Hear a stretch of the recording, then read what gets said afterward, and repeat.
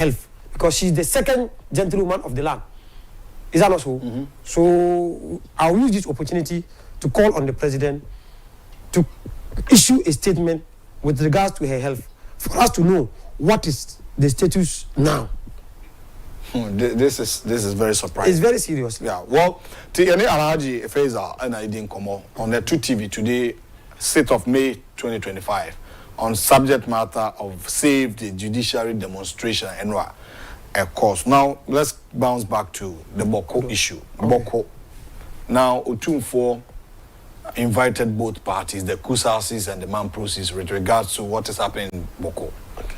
And starting from 28 May, per what the statement from Menchia came out. Yes. And 28 to 1st May, we've seen videos. What actually transpired at Menchia, some of us, we've not heard it. Yes. Because it wasn't a public discussion or public discourse. Do you think what is happening and looking at the mediation procedure, this issue can be resolved and peace will prevail in Boko? I hope so. I hope so, because we believe in Ashanti. Okay. And everybody look up to him when it comes to chieftaincy matters. Okay. So since 28th, when he started the mediation, peace has been restored in Boku. There's a little bit calm, and people are now waiting to hear from him.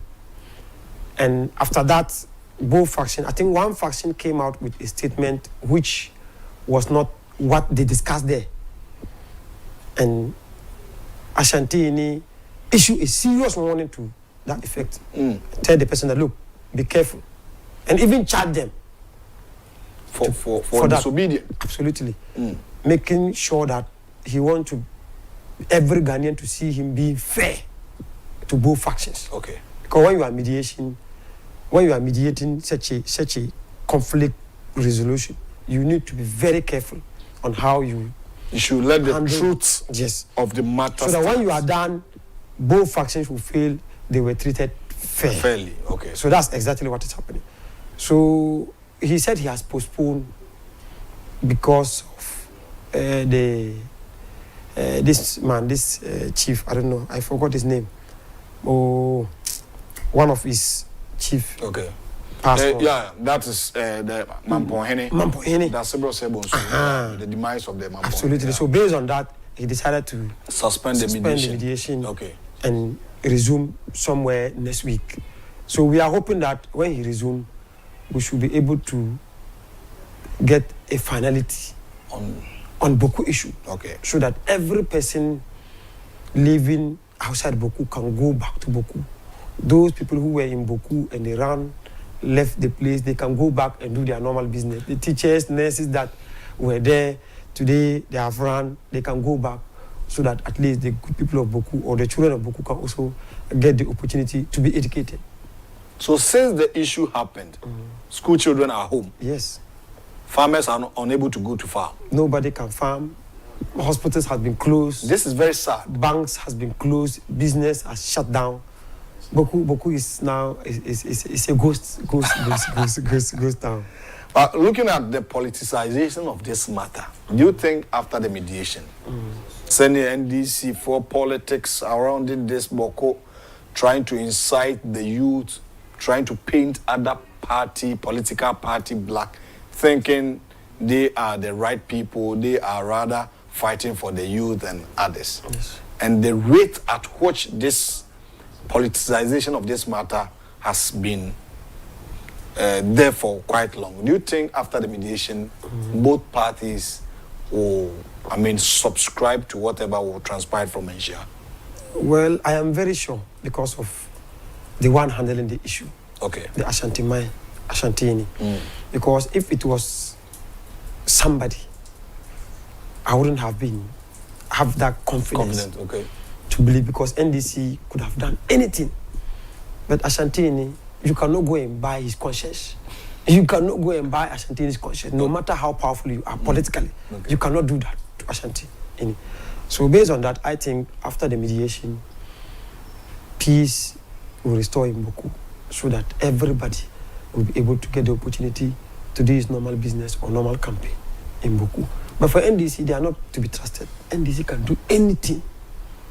So when they are speaking, it's like yesterday when I heard the president talking about code of conduct, I was like, hey, this man, this man, how do you believe this man? He cannot be trusted. Because this is a man who was promising that, oh, if they come to power, if they win power, they will do health insurance, they will do one-time premium. Up to today, they are not talking about it again. This is the man who promised, when I win power, first-year students will not pay fees. Are they talking about it again? No. Zero.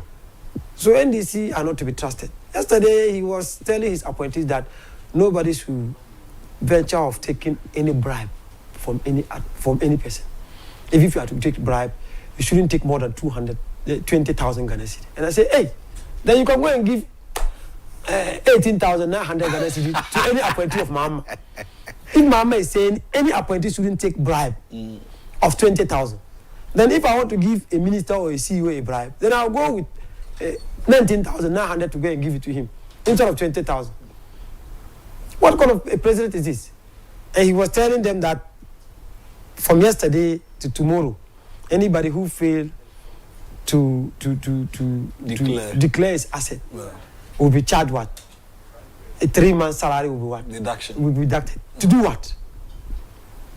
And that money will be paid into Mama what? Mama Foundation. Is Mama Foundation a state cafes? Why can't they pay the money back to the state? And they are paying it to Mama Foundation.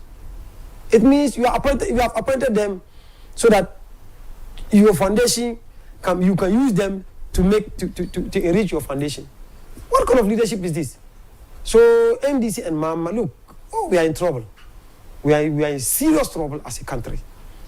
But the MP in that area, the leader of the Parliament House, majority leader, do you think he has helped this Boko crisis? Mama Ayaraga. Yeah. He has made the Boko conflict worse. He has worsened the issue. The MP? Yes. Why do you say that? I'm saying so because he happened to belong to both factions. Oh, okay. He's a Kusasi, the father is a Kusasi by tribe, and the mother happened to be a Mampursi by tribe. The father and mother belongs to these two factions fighting? Yes. Okay. And the father is giving him so much vote, and he's not getting that vote from the mother. Mother's so side. therefore, he's playing politics with the issue, with the Boko issue. Because he knows very well that between these two people, one faction has been chiefs of Boko for more than 30, 40, 100 decades. So why do you go on air and say something that you know what you are saying is not true or is not accurate? Because of politics, because of vote. And people are dying every day. Ayaraga is using this Boko conflict for the past 20 years, making political points out of it. And people are dying. His uncles are dying, his brothers are dying, including women and children are dying. And he doesn't give a damn. His concern is to get people to vote for him to go. After the election, that's it. Even town roads, Boko town roads, Ayaraga couldn't lobby for Boko town roads. I was coming to that so that we wrap up our discussion for the day. So upon all these things that is happening there, has there been development by and because looking at what you said, Mahama Ayaraga, the majority leader, has been MP for almost 20 years there. Yes. What's the state of development in Boko? The people of Boko, in terms of roads, infrastructure, health-wise, scholarships, everything. The people of Boko have seen development under the previous administration, Nanado. MPP. I'm telling you. Did well in Boko. Very, very well, especially with these Soko projects. Wow. Market stores. They have given us market stores, more than 200 market stores in Boko. Under MPP? Under MPP, led by Nanado and Bawumia. More than 200 market stores in Boko. Drainages, roads, cheap compounds, toilet facilities. Wow.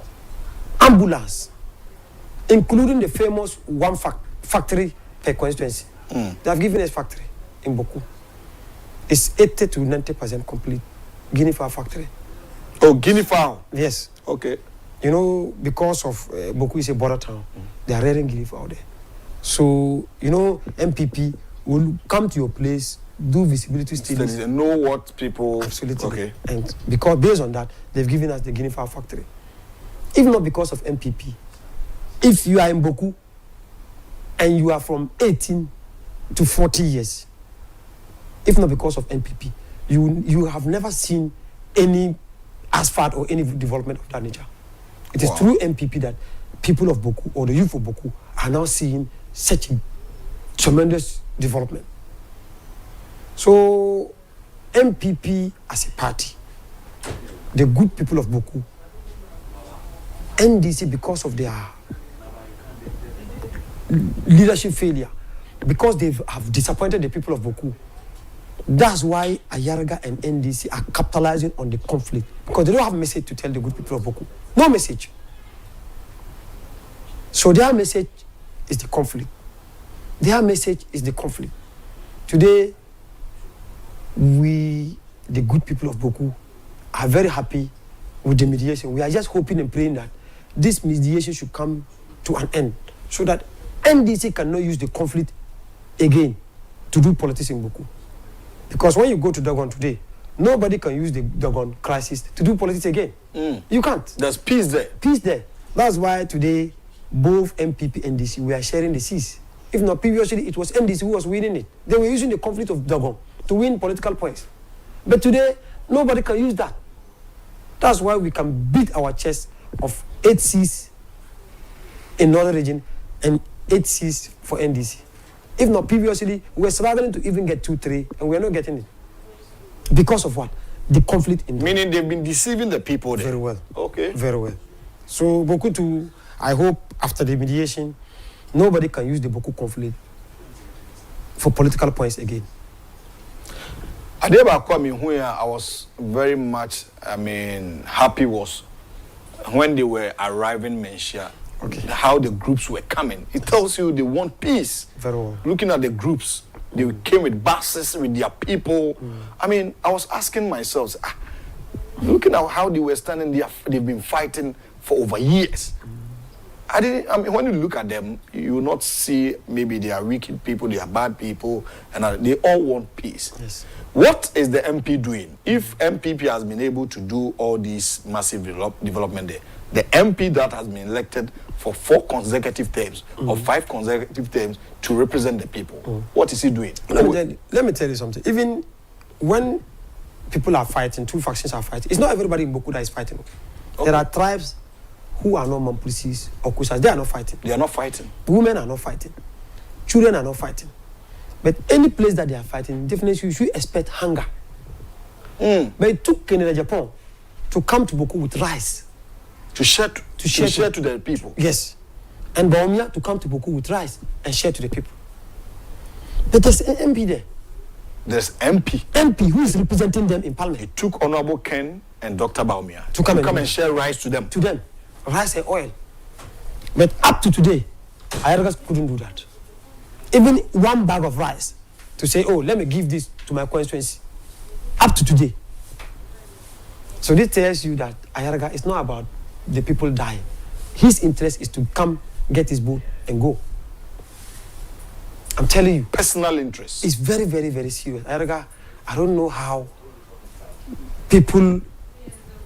And when you go to Boku, outskirts of Boku, he's getting his boat. Majority of his boats is coming from outskirts. You understand me? But when you come to town, the center of Boku, Ayaraga doesn't get vote. So he gets his vote from the rural enclave. Thank you very much. And that's exactly almost NDC, all the NDC votes across the country. When you do your analysis, that's where they are getting their numbers. So that's where they are deceiving people. That's why they were opposing free education. Since 2008, Nanado and MPP consistently were talking about free education, and NDC consistently were against it, because they know very well that if the future of this country is in the